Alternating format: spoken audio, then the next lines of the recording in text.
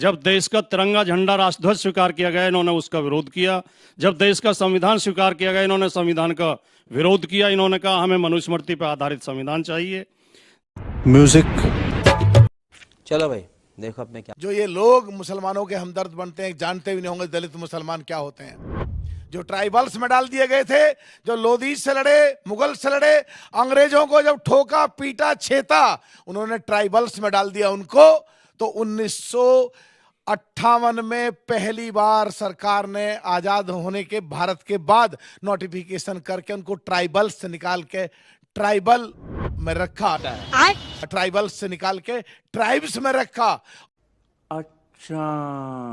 और 1968 में नोटिफिकेशन करके उनको विमुख जातियों में रखा। तो जो इस तरह के लोग हमारे देश में हैं, जिन्होंने देश के लिए लड़ाइयां लड़ी, जिन्होंने देश के लिए जाने दी, अभी भी पाकिस्तान और हिंदुस्तान का युद्ध होता है तो बगैर तनख्वाह के लिए वो लोग लड़ाइयां लड़ते हैं और पाकिस्तान के हमलों को झेलते हैं।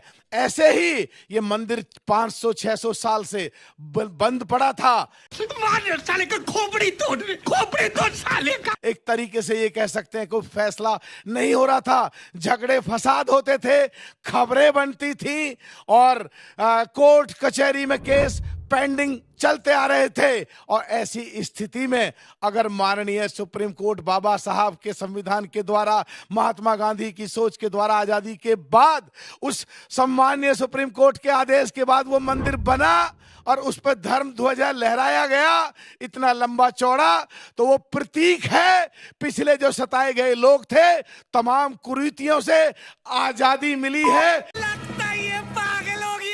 ठीक उसी तरह जिस तरह ये मंदिर पे धर्म ध्वजा लहराई गई है। समय समाप्त हुआ, समय समाप्त हुआ। वाह भाटी जी, माइक संभालिए और इस विषय पर बोलने का आपका 2 मिनट का समय शुरू होता है। अब अभी बदत है भाई, अभी बदत है।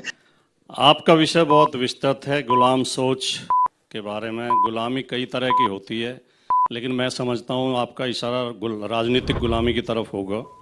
गुलामी अगर ख़त्म हो तो बहुत अच्छी बात है और धर्म ध्वजा फहराती रहें, ये भी बहुत अच्छी बात है। उसका हमें स्वागत करना चाहिए। हर नागरिक धर्म के रास्ते पे चले तो सारी समस्याएं खत्म हो जाएं, सारे विवाद खत्म हो जाएं। अभी मजा आएगा ना भिड़ो। सवाल ये है कि आज भारतीय जनता पार्टी और आरएसएस अगर गुलामी खत्म करने की बात और राजनीतिक आज़ादी की बात कर रही हैं तो इसका हमें बहुत ज़्यादा प्रसन्नता है इसकी, क्योंकि जब देश की आज़ादी की लड़ाई चल रही थी 1925 में आरएसएस का गठन हुआ, 1947 तक आरएसएस का कोई रोल स्वतंत्रता आंदोलन में नहीं था। 22 साल तक ये आज़ादी के आंदोलन से अलग रहे। जब देश का तिरंगा झंडा राष्ट्रध्वज स्वीकार किया गया इन्होंने उसका विरोध किया। जब देश का संविधान स्वीकार किया गया इन्होंने संविधान का विरोध किया। इन्होंने कहा हमें मनुस्मृति पर आधारित संविधान चाहिए। जब राष्ट्रपिता की हत्या हुई तो उसमें भी आरएसएस का नाम आया, आरोप लगाए गए कि आरएसएस का इसमें हाथ है। तो अगर आज ये वही संगठन, वही सोच वाले लोग जो आज़ादी के साथ नहीं थे, अगर वो आज बढ़ चढ़ के तिरंगे की बात करते हैं, बढ़ चढ़ के संविधान की बात करते हैं, बढ़ चढ़ के राष्ट्र की बात करते हैं, ये गड़बड़ है बाबा, तो हम उनका स्वागत करते हैं और ये अच्छी बात है, देश के भविष्य के लिए अच्छी बात है। जहां तक मैकाले की सोच से मुक्ति दिलाने की बात है, अगर मैकाले की सोच इतनी खराब है तो हमारे प्रधानमंत्री अंग्रेजी में भाषण क्यों देते हैं? देश में ही अपने में, किसानों के बीच में, महिलाओं के बीच में, कई बार मैंने उन्हें अंग्रेजी में भाषण देते हुए देखा है। और उन्होंने जितने कार्यक्रम शुरू किए हैं और जो नारे दिए हैं उनमें ज्यादातर उन्होंने अंग्रेजी में बनाए हैं, हिंदी में नारे तक नहीं बना पाए। यहां तक कि जो उनकी स्टैचू लगाई जो हमारे सरदार पटेल जी की, उसका नाम भी अंग्रेजी में ही रखा। Startup India, make in India जैसे नाम, यूनिटी, स्टैचू ऑफ यूनिटी, ये मैकाले की सोच नहीं है क्या?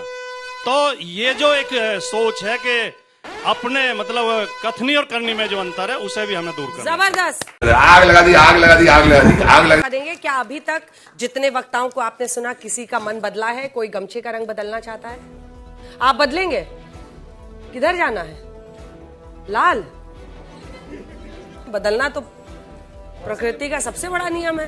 बाजी बदल लिया साला। वैसे बदलाव का युग है ये। हाँ? ये युग तो बदलाव का ही है। बिल्कुल। कब कौन कहाँ बदल जाए, किधर चला जाए। आइए फटाफट। तू समझा? हाँ।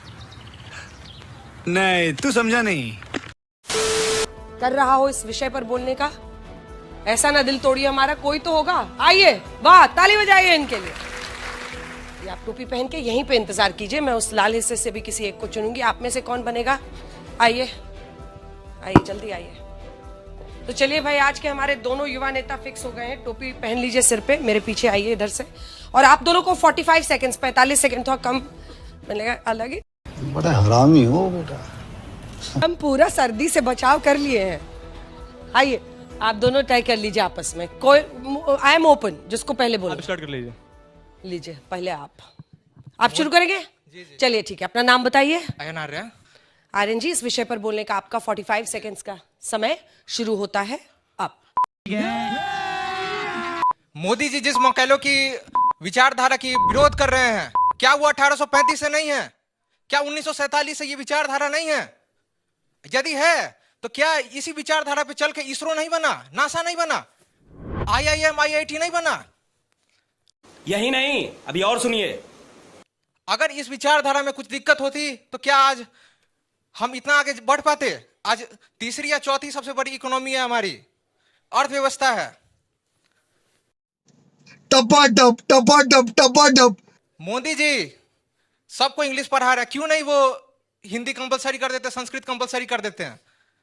ये दोहरा रवैया क्यों? मैं आप सबसे पूछना चाहता हूं, क्या ये सही है? ये बड़ी अच्छी बात कही आप।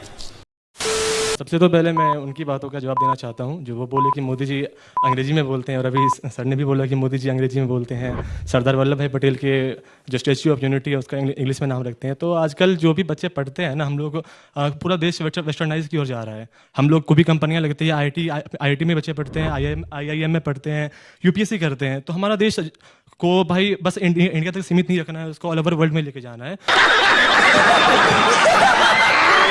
तो उसके लिए हमें अंग्रेजी की जरूरत पड़ती है। और जो बाहर से टूरिस्ट आते हैं इंडिया, उन्हें स्टैच्यू ऑफ यूनिटी वहाँ पे बोलेंगे ना सरदार वल्लभ भाई पटेल, हिंदी में लिखी हुई रहेगी, उनको समझ में नहीं आएगी। जो इंग्लिश में लिखी हुई रहेगी उनको सब, जो चाहे वो तेलुगु के हो, मलयालम के हो, या फिर कन्नड़ के हो, हिंदी के हो, इंग्लिश के हो, सबको इंग्लिश समझ में आती है। तो वो उसके लिए इंग्लिश है।